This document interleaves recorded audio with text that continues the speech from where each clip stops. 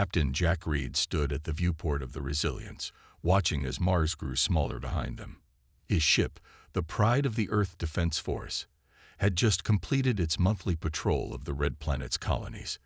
It was the year 2087, and humanity had spread beyond Earth, with settlements on both Mars and the Moon.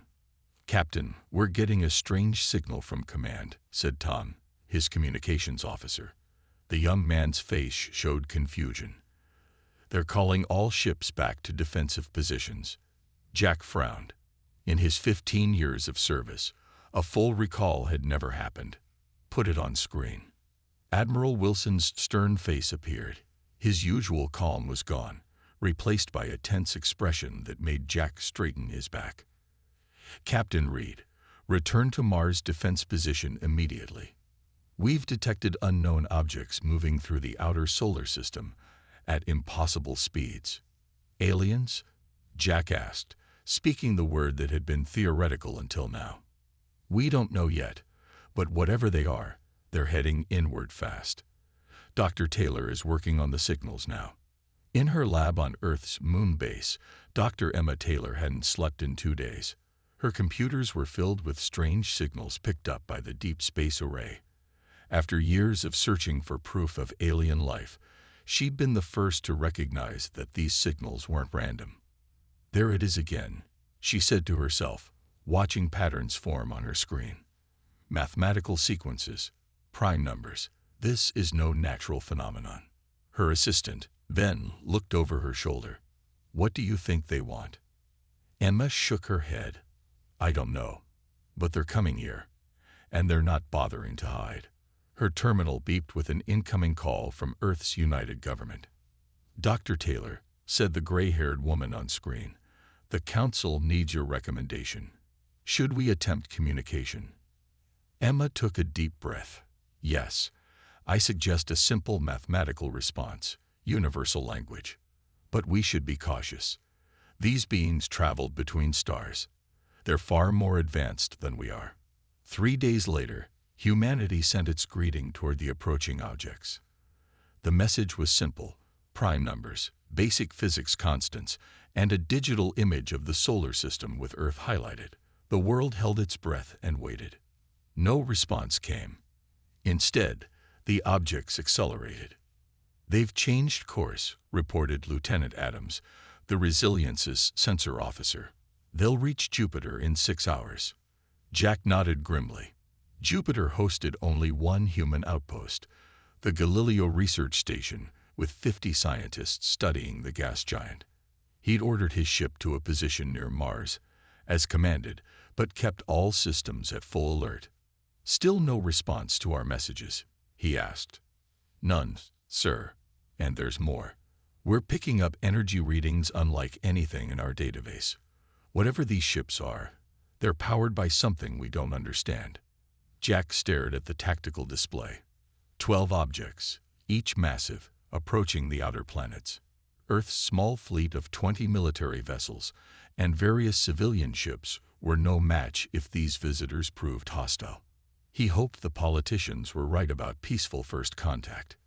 Dr. Emma Taylor watched her monitors with growing concern. The alien fleet had stopped responding to all transmissions. Even worse, Earth's communications satellites were experiencing interference. "They're jamming us," Ben said, stating what she already feared. Emma grabbed her tablet and rushed toward the emergency meeting room, where Admiral Wilson had set up command. She burst through the door just as the screens showed the alien ships reaching Jupiter. "They're slowing down," someone announced. Admiral Wilson turned to Emma. "Any progress contacting them?" She shook her head. "They're actively blocking our signals now." The room fell silent as they watched the feed from Galileo Station. The camera showed Jupiter's swirling clouds, and at the edge of the frame, dark shapes appeared, angular vessels with strange glowing patterns on their hulls. "Galileo Station, report status," Admiral Wilson ordered. The station commander's face appeared on screen. "We count 12 vessels, Admiral. Huge. We're continuing attempts to..." The man looked off camera suddenly. "Wait, there." A flash of light. The transmission cut to static. Someone got another feed online. A telescope view from Europa. Where Galileo's station had been, there was nothing but debris floating in Jupiter's orbit. They destroyed it, Emma whispered. Without warning, without provocation. Admiral Wilson's face hardened. This is not a first contact. This is an invasion. On the Resilience, Jack watched the replay of Galileo Station's destruction with cold fury. 50 people gone in an instant. All hands to battle stations, he ordered. Prepare for emergency FTL jump to Mars defensive position. His crew moved with practiced efficiency, but he saw the fear in their eyes. They had trained to fight pirates and handle civil unrest among the colonies, not to face an advanced alien armada. "Sir," said Tom, "we're receiving an emergency broadcast from Admiral Wilson." The Admiral's face appeared on all screens throughout the ship. "Attention all Earth Defense Forces and citizens of Earth, Mars, and Luna. As of 600 hours today, our solar system is under attack by unknown alien forces. The Galileo Research Station has been destroyed. All civilian vessels are ordered to seek shelter at the nearest colony. All military ships are to form defensive lines at designated coordinates. This is not a drill. May God help us all." The bridge fell silent. Jack looked at the faces of his crew, determined but afraid. "Listen up," he said firmly. "We don't know who they are or what they want. But I know this. Humanity didn't come this far, didn't reach for the stars, just to be wiped out without a fight. They may have better ships and weapons, but we have something they don't." "What's that, sir?" asked a young officer. "We're human. We adapt. We survive. We've faced extinction-level threats before, and we're still here. These aliens just made the biggest mistake of their lives attacking us. Now, let's show them why." On Earth, panic spread as news of the attack reached the public. In the United Government's emergency bunker, leaders argued over the proper response. "We should try again to communicate," said one official. "Perhaps it was a misunderstanding." "A misunderstanding?"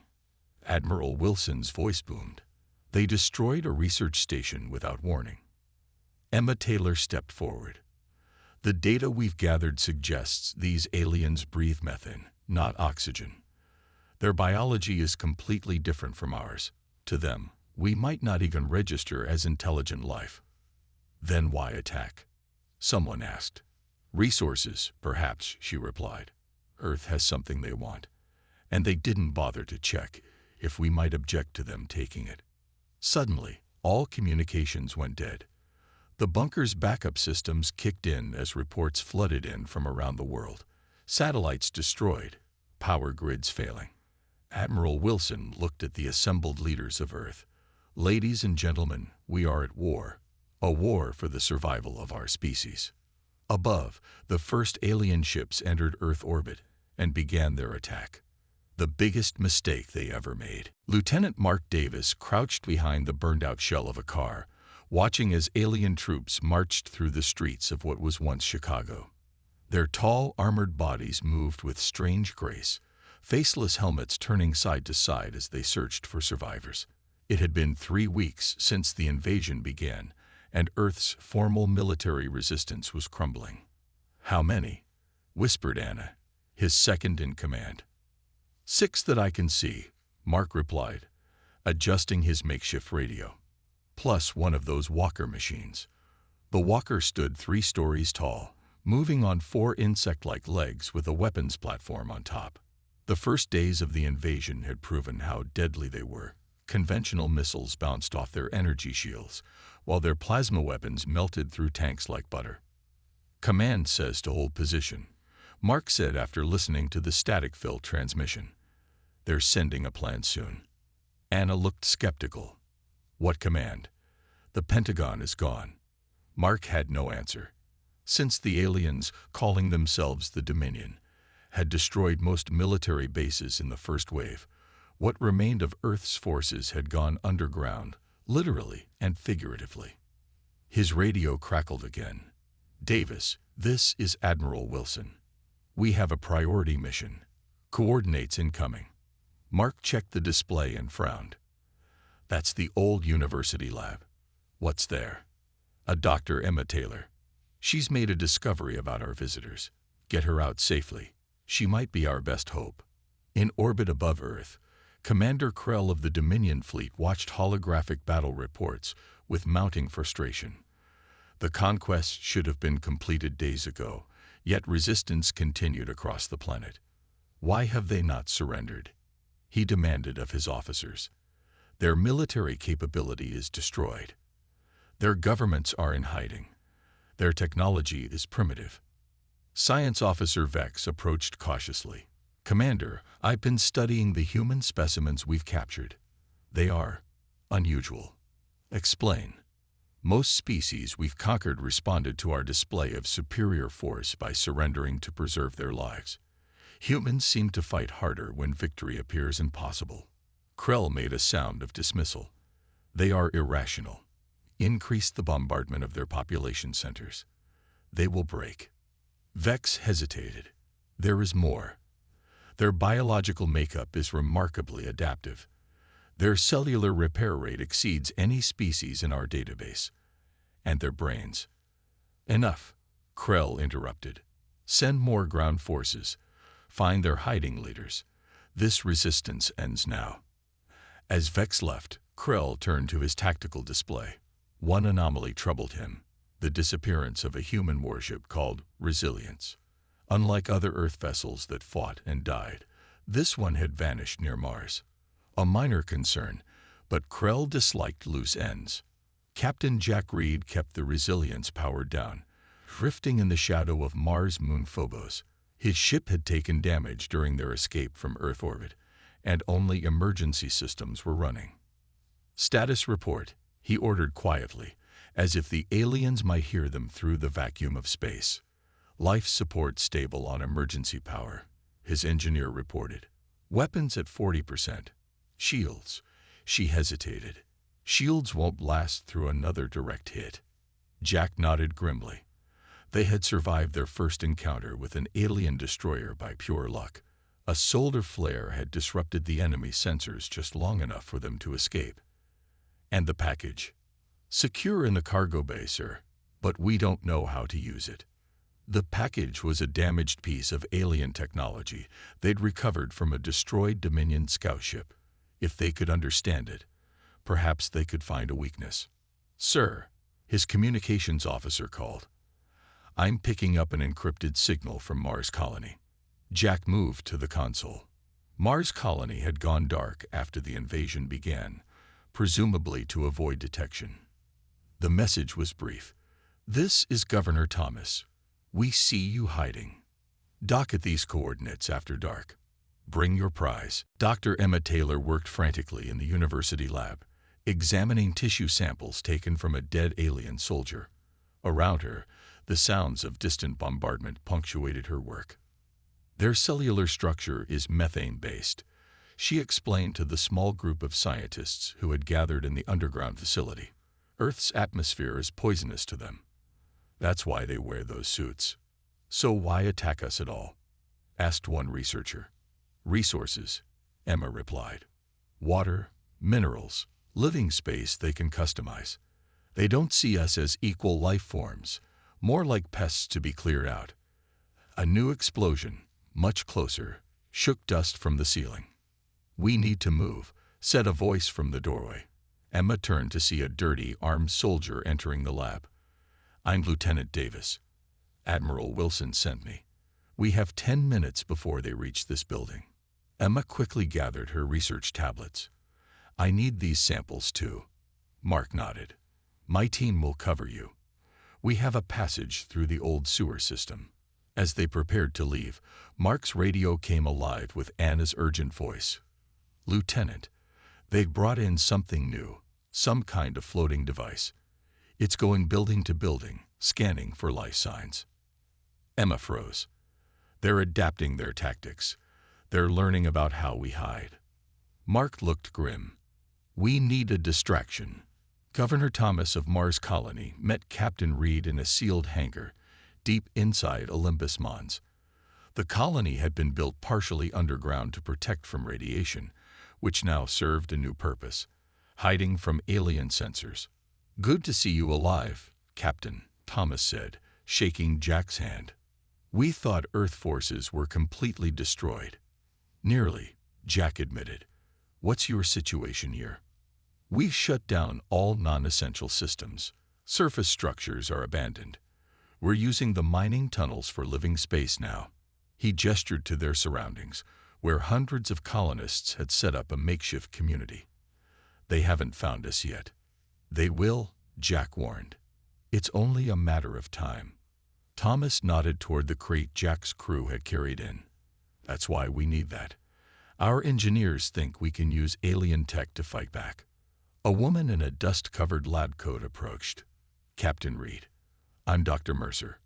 We've been working on converting our mining equipment into weapons.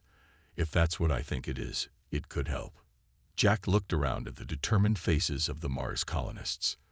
None of them were soldiers, but all looked ready to fight. "The aliens think they're winning," Jack said, "but they don't understand what they've started. Earth is hurt, not defeated. And Mars hasn't even begun to fight." Thomas smiled grimly. "When do we start?" "Now," Jack replied. "First, we need to contact Earth resistance. Then we need to steal ourselves a Dominion ship." In his command center, Krell received troubling reports from across Earth. Despite the overwhelming force of the invasion, human resistance was growing, not diminishing. Worse, his forces were taking unexpected casualties from primitive but creative attacks. "They're targeting our breathing systems," Vex reported, "using sound waves to disrupt the filters." "Impossible," Krell said. "They couldn't have analyzed our technology so quickly." "Evidence suggests otherwise, Commander." "These humans," Vex seemed reluctant to continue. "Speak. They adapt faster than any species we've encountered. I recommend caution." Krell made a gesture of dismissal. "They are primitives with simple weapons. Our reinforcements arrive in 3 months. By then, this planet will be pacified." As Vex departed, he wondered if 3 months would be enough. The specimens he'd studied showed remarkable qualities. Most concerning was their history. These humans had spent thousands of years fighting each other, perfecting the art of war against equals. The Dominion had never faced such a species before. Perhaps Commander Krell had made a grave miscalculation. 3 months after the invasion began, Dr. Robert Miller worked in a hidden laboratory deep beneath the ruins of Boston. Around him, salvaged alien technology was spread across tables, partially disassembled. His eyes were red from lack of sleep, but his hands remained steady as he connected wires to a small device.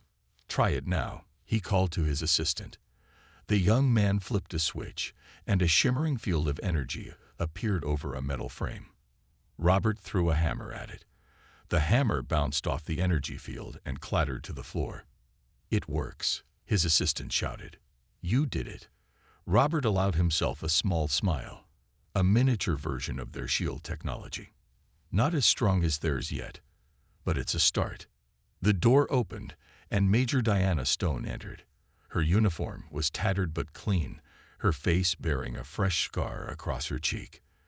As the coordinator of Earth's Special Forces, she traveled between resistance cells, bringing information and organizing strikes. "Tell me you have good news, Doctor," she said. Robert gestured to the shield device. "We can protect a person, maybe a small vehicle, not a building yet." Diana nodded. "That's more than we had yesterday. What about the other project?" "The sound disruptor. We've made 50 more units. They'll temporarily disable the aliens' breathing systems at close range." Diana picked up one of the small handheld devices, perfect for our next operation. "We're hitting their command post in the old financial district tomorrow." "That's heavily guarded," Robert warned. "We have help," Diana said with a rare smile. "Captain Reed's team is providing a distraction." From the bridge of the Resilience, now painted black with special coating to absorb radar, Captain Jack Reed watched the alien supply ships moving toward Earth. In the 3 months since the invasion, His crew had turned their vessel into something new, a stealth ship designed to strike and vanish. "Target locked," reported his weapons officer. "Their shields are strongest at the front, weakest at the engine section." "Fire when ready," Jack ordered. The Resilience launched its missiles, modified with parts taken from destroyed alien craft. They struck the supply ship's engines, causing a cascade of explosions. Before the escort vessels could respond, the Resilience engaged its enhanced engines and disappeared into the darkness of space. "Direct hit," the weapons officer confirmed. "Supply ship disabled." Jack allowed his crew a moment of celebration. These small victories added up. Each alien ship they damaged meant fewer resources reaching the occupation forces on Earth. "Captain," his communications officer called. "Incoming message from Mars. Governor Thomas says they're ready." Jack nodded. "Tell them we'll be in position in 6 hours, and send word to Major Stone. Operation Thunderstrike is a go." In his command center, Commander Krell slammed his fist against the console. Another supply ship lost. Another outpost attacked. The humans were supposed to be defeated by now. Instead, their resistance grew stronger each day. "Commander," Vex said, entering the room, "I must speak with you about the human problem." "What now?" Krell demanded. "They've adapted our shield technology." Vex displayed a video showing human soldiers using portable shield devices, and they're targeting our breathing systems with sonic weapons. Krell stared in disbelief. "Impossible. They couldn't reverse engineer our technology so quickly. The evidence suggests otherwise. There's more. Our patrols report coordinated attacks across multiple continents. The humans appear to have a global communication network we haven't detected. Find it and destroy it," Krell ordered. "We're trying, Commander, but they're using methods we don't understand. Some kind of primitive technology our sensors don't register." Krell paced the room. The High Command expected this planet to be secure by now. "The main colonization fleet arrives in 2 months. Commander," Vex said hesitantly, "I recommend we consider withdrawal." "These humans—" "No," Krell shouted. "I will not be the first Dominion commander to lose a conquest. Increase the bombardment. Deploy the remaining hunter-killers. Break their will to fight." As Vex left, he made a decision. Commander Krell was making a mistake. The humans weren't breaking. They were adapting, learning, and growing stronger. Perhaps it was time to consider alternatives. Dr. Emma Taylor and Lieutenant Mark Davis moved through the abandoned subway tunnels beneath what was once New York City. Their small team carried precious cargo, data drives containing information about the aliens' communication systems. "How much further?" Emma asked, her voice hushed. 2 more junctions," Mark replied. "Major Stone's team will meet us there." A strange clicking sound echoed through the tunnel ahead. The team froze. "Hunter-killer," Mark whispered, recognizing the sound of the aliens' autonomous search drones. "Everyone down." They pressed against the tunnel wall as the mechanical hunter floated past their side passage. Its sensors swept back and forth, searching for human heat signatures. Emma held her breath. These machines had claimed many lives in the early days, before humans learned to hide from them. This one was different, newer, with additional sensors they hadn't seen before. The hunter-killer stopped, then slowly turned toward their hiding spot. Mark raised his weapon, a modified rifle that fired electromagnetically charged projectiles, one of Dr. Miller's inventions. Before he could fire, a high-pitched sound filled the tunnel. The hunter-killer sparked and twitched, then crashed to the ground. Major Diana Stone stepped from the shadows, holding one of the sonic disruptors. "Target their sensors," she said by way of greeting. "Works better than shooting them." Emma rushed forward to examine the disabled machine. "They've upgraded the design. We need to get this back to Dr. Miller." Diana nodded. "First, we have the command post raid. Captain Reed will begin his attack in 30 minutes. That's our window." On Mars, Governor Thomas watched as colonists loaded weapons onto converted mining vehicles. The colony's engineers had turned drilling equipment into powerful cannons, and ore processors into ammunition factories. "Last check complete," reported his operations chief. "All teams ready." Thomas looked at the gathering force.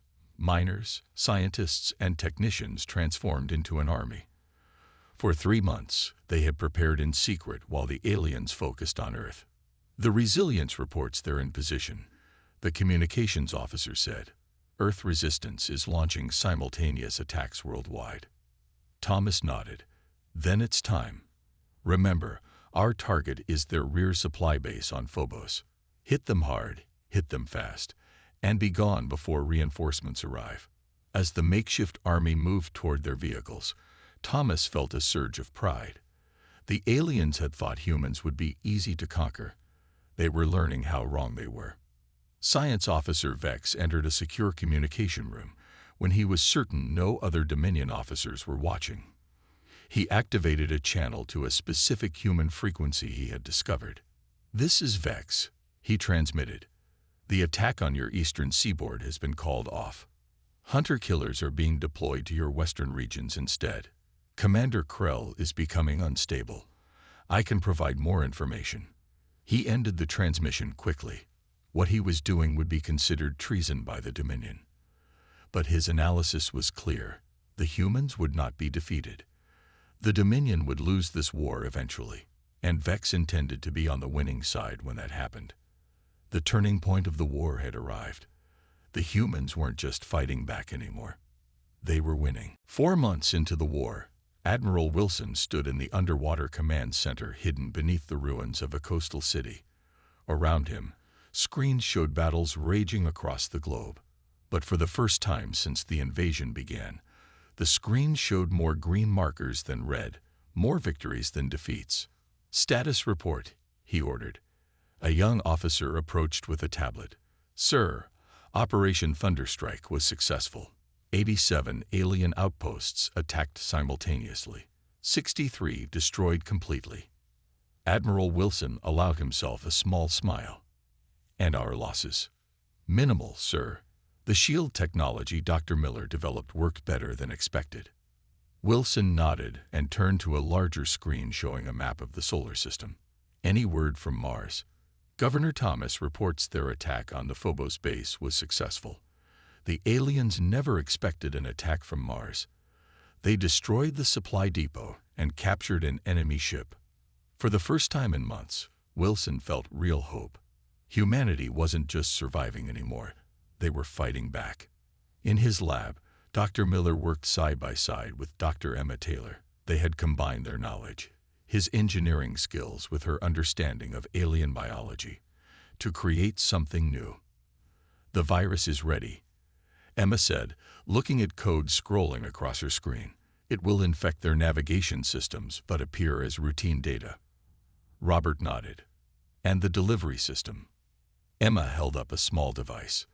"This will transmit the virus when connected to any of their communication nodes. One upload and it spreads through their network." "Perfect," Robert said. "Major Stone's team can plant it during tonight's raid." Emma looked concerned. "The virus will take down their navigation systems, but only temporarily. They'll create countermeasures." "We don't need permanent," Robert replied. "Just long enough for the big push." The door opened, and a tall, thin figure entered, the alien defector, Vex. Despite months of working with humans, he still needed his breathing apparatus to survive in Earth's oxygen-rich atmosphere. "The command codes have been changed," Vex said, his voice distorted through his translator. "Krell suspects a security breach." Emma frowned. "Can you get the new codes?" "No, but I can tell you when to upload your virus for maximum effect. Krell has ordered all ships to synchronize their systems tomorrow at 300 hours. Robert smiled. "That's even better. They'll all be connected at once." Captain Jack Reed stood on the bridge of his ship, but it was no longer the Resilience.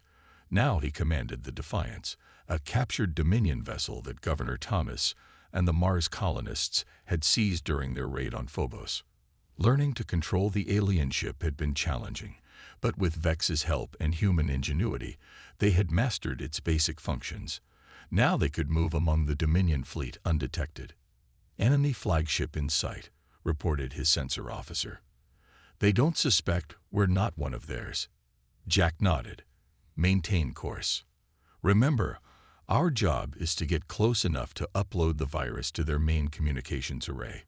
We don't engage unless absolutely necessary." The Defiance moved smoothly through space, just one more ship in the Dominion fleet orbiting Earth. On board, human crew members wore modified alien atmosphere suits stolen during raids. "Sir," his communications officer called. "Major Stone reports they're in position." "Good," Jack replied. "Tell them to wait for our signal. If Dr. Taylor's virus works, the alien fleet will be in chaos exactly when our forces launch the counterattack." Commander Krell stared at the battle reports in growing rage. The humans had destroyed more outposts in the past week than in the previous month. Worse, they had somehow captured a Dominion vessel from the Phobos base. "How?" he shouted at his officers. "How are these primitives defeating our superior technology?" No one answered. Several officers had already been executed for failures. The rest feared to speak. "The colonization fleet arrives in 3 weeks," Krell continued. "I will not report failure to the High Command."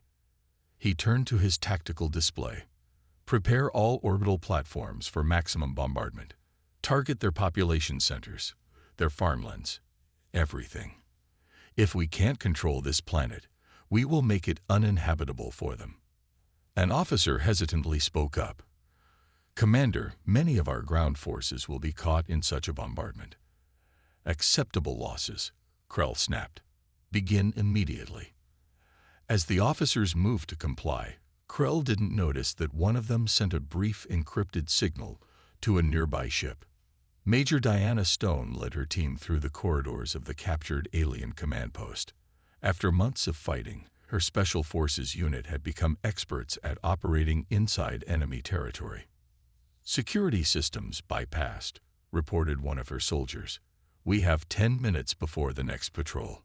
Diana nodded and turned to the small, nervous figure beside her. A human technician carrying Dr. Taylor's virus device. "Remember," she told him, "the central node is green and pulsing. Connect the device, wait for the light to turn blue, then disconnect. Simple." The technician nodded. "And if I'm spotted?" "You won't be," Diana said firmly. "We've got you covered." They moved deeper into the facility, using sound disruptors to disable security drones. When they reached the central communication room, Diana's team secured the entrances, while the technician approached the main console. His hands trembled as he attached the small device to the alien technology. For a moment, nothing happened. Then the device light turned from red to blue. "It's done," he whispered. Diana checked her watch. Perfect timing.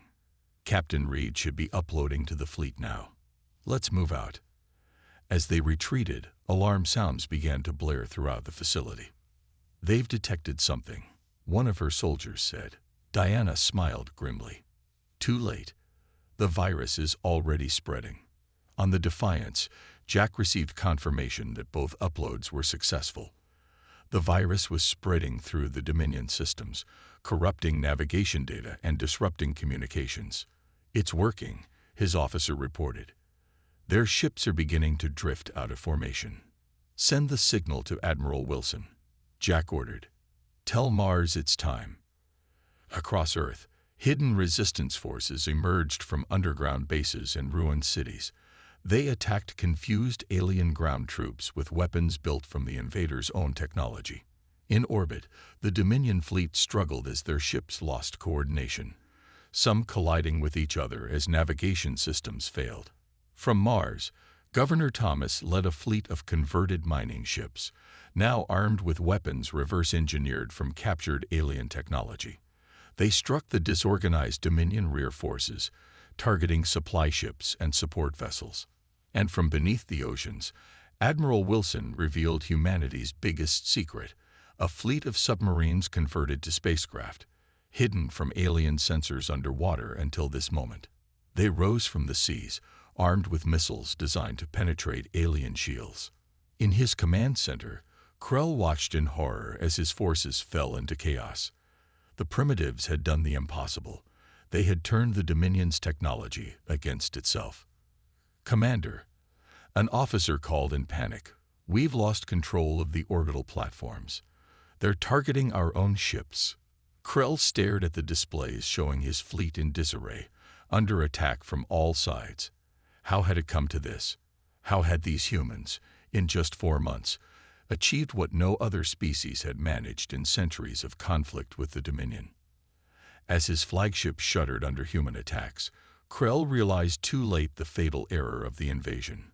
They had awakened humanity's greatest strength, the ability to adapt and overcome, and the Dominion was paying the price. Commander Krell stood on the bridge of his damaged flagship, watching as human forces closed in from all directions. The once mighty Dominion fleet was in chaos. Ships drifted aimlessly as the humans' virus corrupted their navigation systems. Others fired on their own allies, their targeting systems compromised. "Status report," he demanded. "Shields at 30%, an officer replied. "We've lost contact with half our ground forces. The Mars attackers have destroyed our supply chain." And the officer hesitated. "Speak. The colonization fleet has received our distress signal. They are turning around." Krell slammed his fist on the console. The ultimate humiliation, the mighty Dominion retreating from primitives. No, he would not accept defeat. "Prepare my personal ship," he ordered, "and set the flagship on a collision course with their largest city." His officers stared in shock.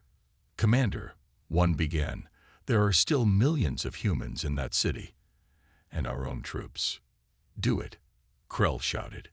"If we cannot have this world, neither will they." In the underwater command center, Admiral Wilson directed the global counterattack. After months of hiding, humanity's forces had emerged all at once, striking the confused alien fleet from every angle.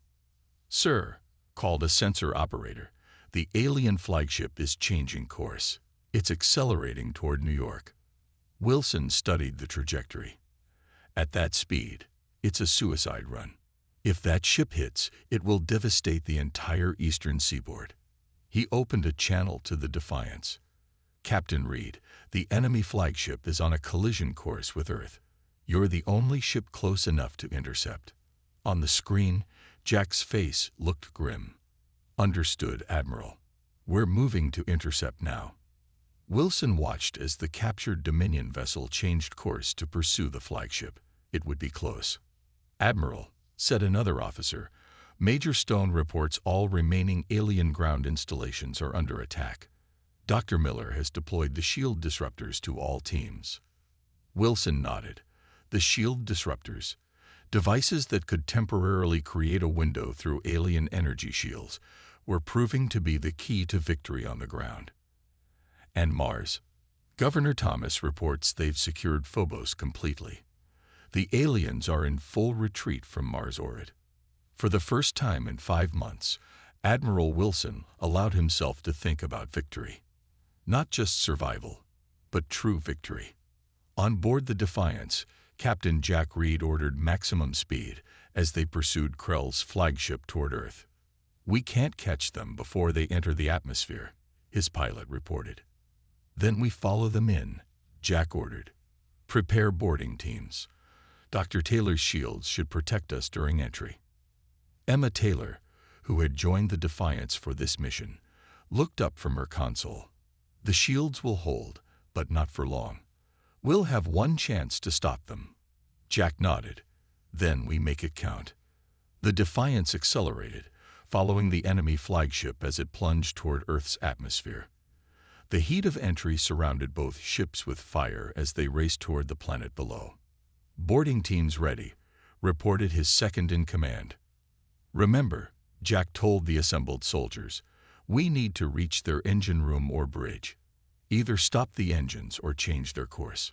We'll be facing their elite guards, so stay together and use the sound disruptors." As the ships broke through the clouded layer, the curve of Earth's surface spread out below them. The alien flagship was aimed directly at the heart of what was once New York City. "Match their entry port," Jack ordered.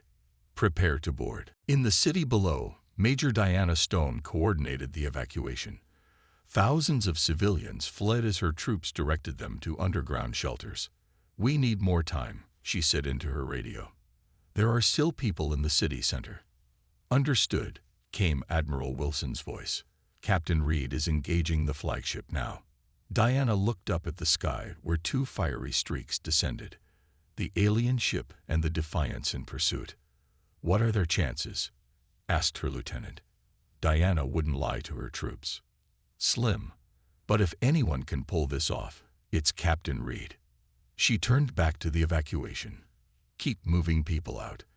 Every minute counts." The Defiance slammed against the flagship's hull, magnetic clamps locking the ships together. Jack led the boarding team through the connection tube, immediately encountering alien resistance. "Sound disruptors," he ordered. His troops activated the devices.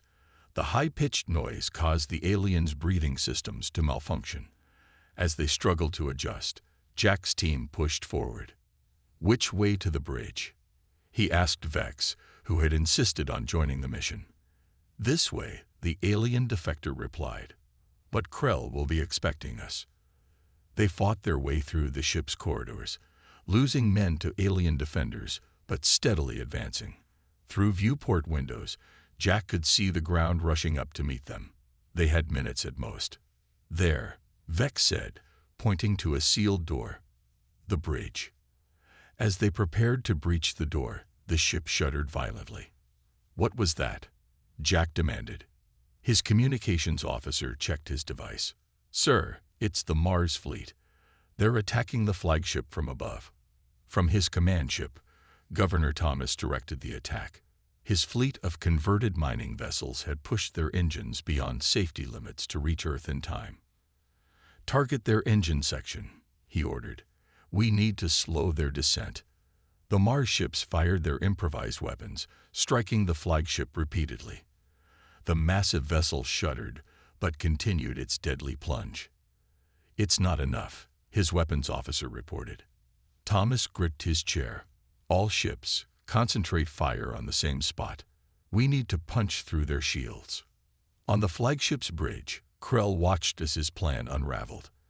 The humans had pursued him, boarded his ship, and now attacked from above. How had these primitives accomplished so much? "Commander," an officer reported, "hull breach in Section 4. Engine stability failing." "Maintain course," Krell ordered. "We will complete our mission."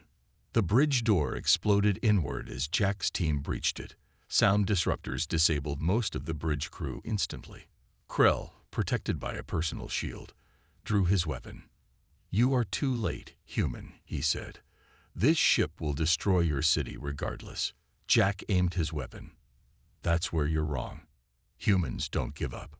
From outside came another massive impact as the Mars fleet struck a critical area. The ship lurched violently, throwing everyone off balance. "Engine core destabilizing," announced the ship's automated system. "Structural failure imminent." Krell looked at the humans who had somehow defeated the mighty Dominion. "What are you?" he asked, genuinely bewildered. Jack smiled grimly. "We're human. And you made your biggest mistake when you attacked us." From the ground, Diana Stone watched as the alien flagship suddenly changed course, veering away from the city and out toward the ocean. Moments later, a blinding explosion lit up the sky as the ship detonated safely over the water. Her radio crackled. "This is the Defiance," came a tired voice. "Mission accomplished. Captain Reed says to tell Admiral Wilson that Commander Krell won't be bothering us anymore." A cheer went up from the troops around her. Diana allowed herself a smile, then returned to work. There were still aliens on the ground to deal with. 1 week later, Admiral Wilson stood with Earth's remaining leaders as they addressed the planet via restored communication networks. Behind them stood the heroes of the war: Captain Reed, Dr. Taylor, Dr. Miller, Major Stone, Governor Thomas, and even Vex. "People of Earth," Wilson began, "today we announce the complete withdrawal of the Dominion forces from our solar system. Through courage, ingenuity, and unwavering determination, humanity has prevailed. Around the world, people emerged from hiding to rebuild their cities. The war had caused terrible destruction, but in its wake came something unexpected: a united human race that had discovered its own strength. "We have sent a message to the stars," Wilson continued. "Humanity will not be conquered. We will not surrender. And any who attempt to subjugate us will learn what the Dominion discovered. Attacking humans was the biggest mistake they ever made." In the depths of space, the retreating Dominion ships carried that message back to their home world. And across the galaxy, the story began to spread of the small blue planet whose inhabitants had done the impossible, defeated the undefeatable Dominion.